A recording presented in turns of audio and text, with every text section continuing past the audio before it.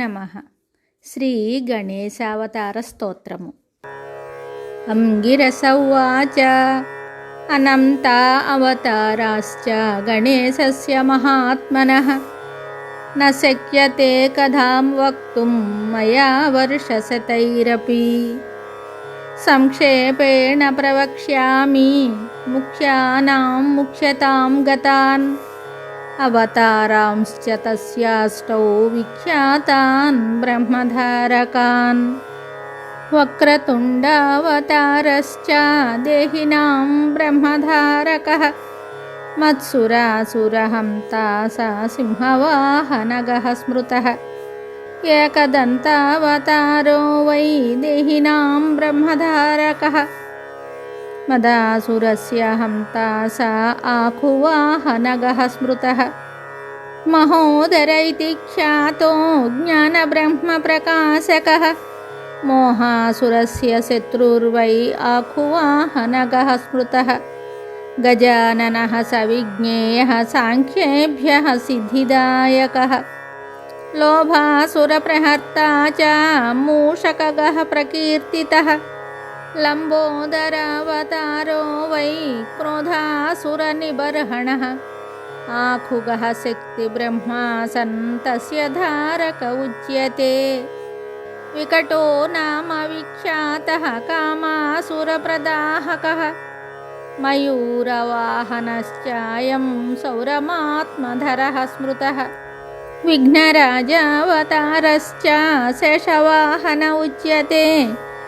మమాసురప్రహంతా స విష్ణుబ్రహ్మేతి వాచకः.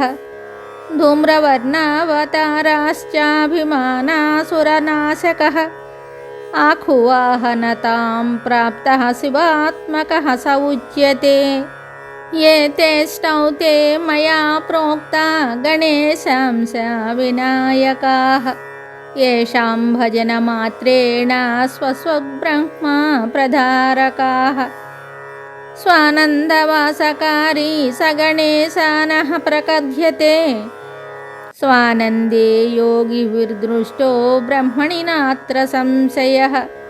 తస్యావతారరూపాశ్చాష్టౌ విఘ్నహరణాః స్మృతాః. స్వానందభజనేనైవ లీలాస్తత్ర భవంతి. మయా తత్ర స్వయం లీనా భవిష్యతి సుపుత్రక. సంయోగే మౌనభావశ్చ సమాధిః ప్రాప్యతే జనైః. అయోగే గణరాజస్య భజనేనైవ సిద్ధ్యతి. మాయాభేదమయం బ్రహ్మ నిర్వృత్తిః ప్రాప్యతే పరా. యోగాత్మక గణేశానో బ్రహ్మణస్పతివాచకः తత్ర శాంతిః సమాఖ్యాతా యోగరూపా జనైః కృతా. నానాశాంతి ప్రమోదశ్చ స్థానే స్థానే ప్రకథ్యతే. శాంతీనాం శాంతిరూపా సా యోగశాంతిః ప్రకీర్తితా. యోగస్య యోగతా దృష్టా సర్వబ్రహ్మసుపుత్రక. న యోగాత్ పరమం బ్రహ్మభూతేన లభ్యతే. ఏతదేవ పరం గుహ్యం కథితం వత్సతే లిఖం. భజత్వం సర్వభావేన గణేశం బ్రహ్మనాయకం. పుత్రపౌత్రాదిప్రదం స్తోత్రమిదం శోకవినాశనం. ధనధాన్య సమృద్ధ్యాదిప్రదం భావి న సంశయః. ధర్మార్థకామమోక్షాణాం సాధనం బ్రహ్మదాయకం.